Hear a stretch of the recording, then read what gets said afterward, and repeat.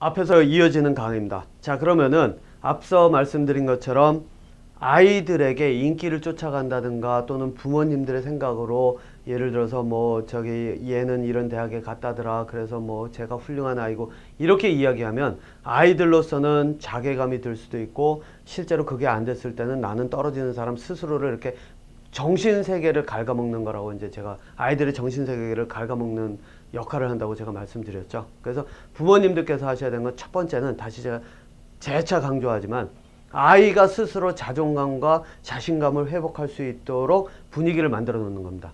그런데 여러분도 아마 여기서 조금 의아한 점을 아마 생각하시는 분들이 있을 겁니다. 그게 뭐냐면 이제 그 공부 방법 들어가기 전에 이 얘기를 먼저 해볼게요. 제가 앞서 지난번 강의에서 피라미드 꼭대기에 올라가는 그 방법을 이야기를 할 때는 자신감을 내세우지 내 생각을 내세우지 말고 내 생각 없는 상태에서 서술하고 질문하는 것이 질문이 전부다라고 그렇게 접근해야 된다라고 말씀드렸죠. 그래서 이걸 가지고 여러분들 중에는 아마 조금 이제 좀 헷갈려 하시는 분들이 있는데 이거는요. 내가 공부를 하고 사람들의 대인관계에서 기본적으로 접근하는 방법이지 여기에 내 생각, 내 이유를 가지지 말라는 얘기가 아닙니다. 앞에서 제가 말씀드린 것처럼 아이들에게 내 생각, 내가 공부를 해야 되는 이유, 내 생각이 확고하게 심어져 있어야 아이들은 공부를 할 수도 있고 그래야 또 서술하고 질문하는 힘도 나오게 됩니다. 그래서 가장 기본적인 거는 서술하고 질문하는 것을 할 수 있는 기본 바탕은 뭐냐면 내 생각이 있어야 되는 겁니다. 그리고 내가 그 생각하는 이유가 분명하게 있어야 되는 겁니다. 다만 대인관계에 와서는 이렇게 내 생각을 먼저 내세웠을 때는 사람들로 인해서 이렇게 잘릴 수가 있기 때문에 그런 것들을 커트 당할 수가 있기 때문에 그런 것들을 예방하기 위해서 접근법을 내 생각이 없는 상태로 접근을 하고 내가 꼭대기에 올라갈 때까지는 그런 것들을 자제하라는 정도이지 그러니까 다시 말씀드리면 뭐냐면은 이빨과 발톱을 가지지 말란 얘기가 아닙니다. 이빨과 발톱을 가지고 있대 사냥을 할 때만 쓰게끔 훈련을 하는 거라는 거죠. 칼을 품고 있대 아무 때서나 칼을 뽑아가지고서는 하는 게 아니라 뭐 저 흔히 얘기하는 이런 얘기 있잖아요. 그 장검을 뽑았는데 호박을 베고 말 것이냐라는 식으로요. 실제로 그렇습니다. 장검을 뽑았을 때는 상대방을 베기 위해서 뽑는 거지 호박을 자르기 위해서가 아니거든요. 예. 그러니까 이 방법을 가지고선 제가 이렇게 얘기했던 걸 가지고서는 이거는 민동필이가 얘기를 했는데 내 생각을 내세우지 말고 뭐 저기 서술하고 질문하고 이렇게 얘기한다더라. 그래서 생각이 없어야 된다. 절대 아닙니다. 내 생각을 우선적으로 가지고 있어야 이 공부도 되고 이 공부가 될 수 있어야 올라갈 힘이 생기고 그러고 나서 올라가면 내가 휘두를 수 있는 것이 생긴다는 겁니다. 그러니까 여러분들 이거 헷갈리시면 안 됩니다. 야, 그래서 이제 이것에 대한 이제 공부 방법 여러분들께서 자녀들에게 심어줄 수 있는 공부의 이유 한 가지를 이제 제가 나누도록 하겠습니다. 요거는 뭐 여러분들께서 이제 보시고 야 저것도 이유가 되겠다 싶으면은 공부를 하는 이유가 되겠다라고 싶으면은 자녀들에게 한번 이런 것들을 한번 이야기를 해보시라고 이제 제가 제안을 드리는 겁니다. 자, 그러면 자녀에게 공부를 하게끔 만들 수 있는 이유의 한 가지 첫 번째 거를 제가 한번 설명을 드려보겠습니다. 이게 뭐냐면은 뭐 여러분들께서는 아마 이 강의 JTB를 통해서 이제 저를 보시는 분들은 아마 이 내용을 이제 처음 접하실 텐데 제 다른 강의에서는 이런 내용들을 좀 더 자세하게 써놨습니다. 오늘은 요약해서만 이제 설명을 드리겠습니다. 자, 공부를 해야 되는 이유 중에 하나 제가 이제 예습하고 수업을 듣고 복습하는 것 요거를 가지고 이제 공부를 하는 이유를 이제 한번 설명을 해 보겠습니다.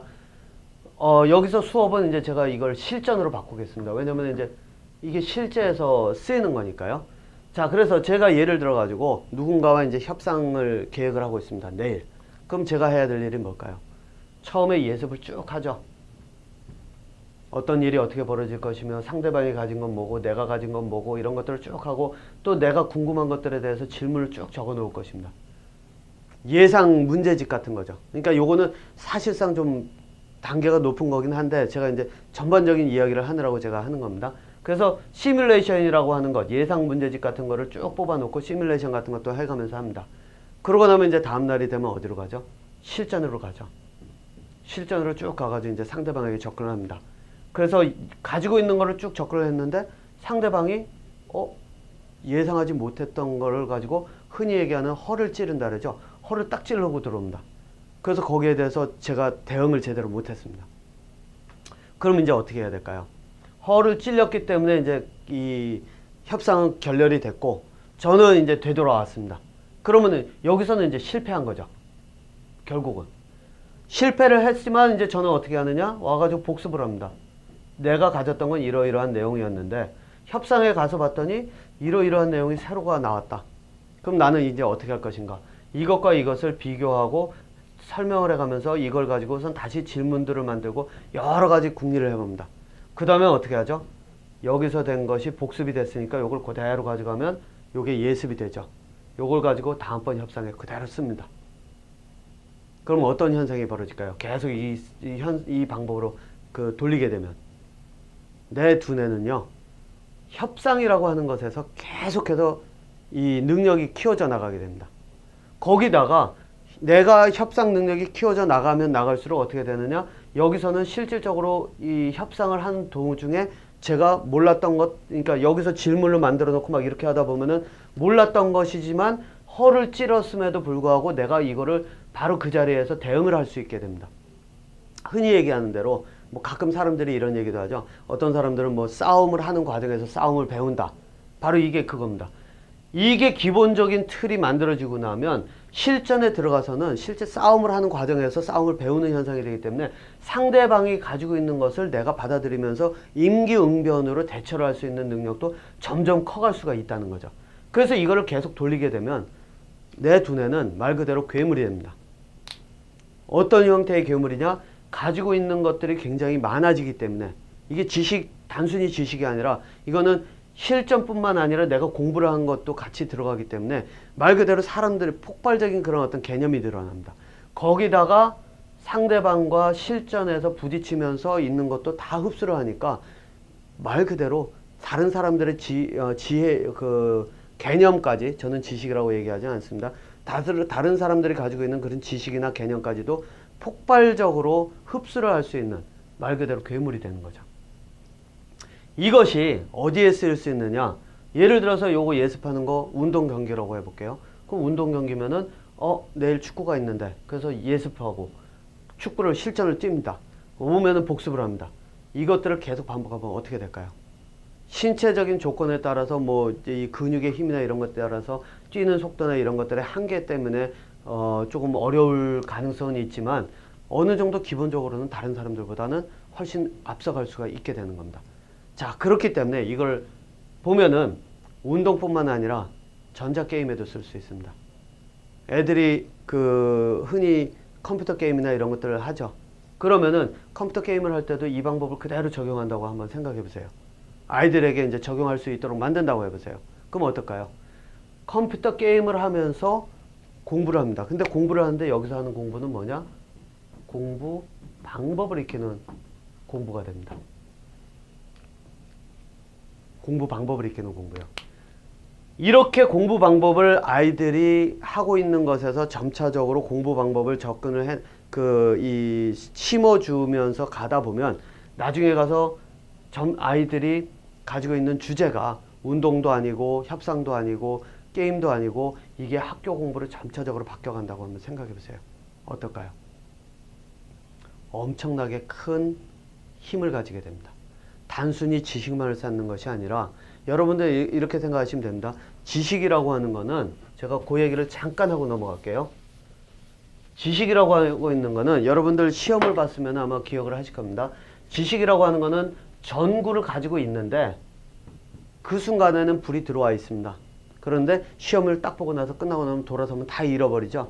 전구가 그냥 불이 딱 들어와 있다가 그냥 말 그대로 그 순간만 있고 그 다음에 꺼지는 겁니다.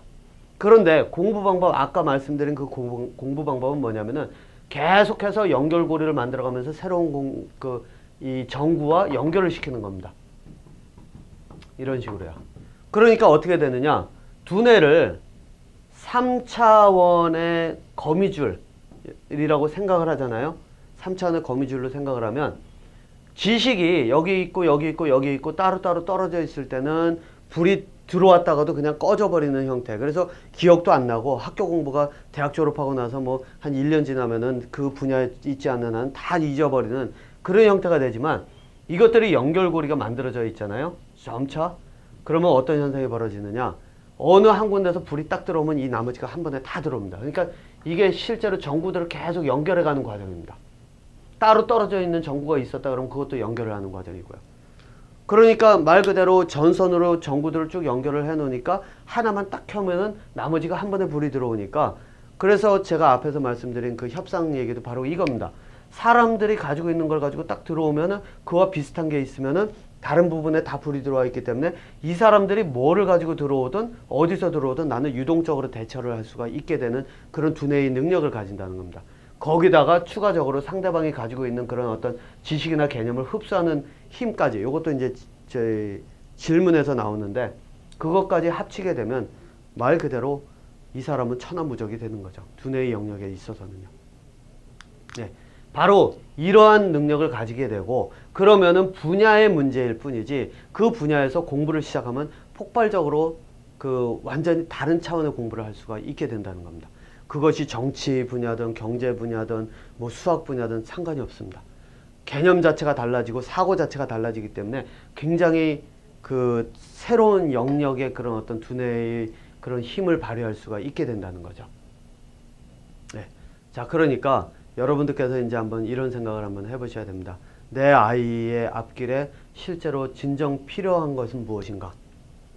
공부 방법을 익히는 공부 방법. 제가 이야기하는 공부 방법을 익히는 공부 방법을 통해서 아이들이 스스로 자기의 삶을 개척할 준비를 하게끔 할 것인가? 아니면 금방 켜졌다가 꺼질 수 있는 그런 공부를 계속 시켜가면서 시험은 통과해서 뭐 면허든지 자격증이든지 얻을 수는 있어도 끝나고 나면 그걸로 끝인 그런 삶을 살게 할 것인가? 뭐 선택은 여러분들의 몫입니다. 그렇기 때문에 여러분들께서 만약에 이제 자녀들의 두뇌를 발달시켜주는 방향으로 생각을 하신다라고 하면은 제 강의들, 앞으로 계속되는 그 강의들이 굉장히 큰 어떤 하나의 가이드라인을 제시해 드릴 수 있을 겁니다. 자, 저는 오늘 여기서 마치고요. 다음 강의에서 다시 뵙도록 하겠습니다.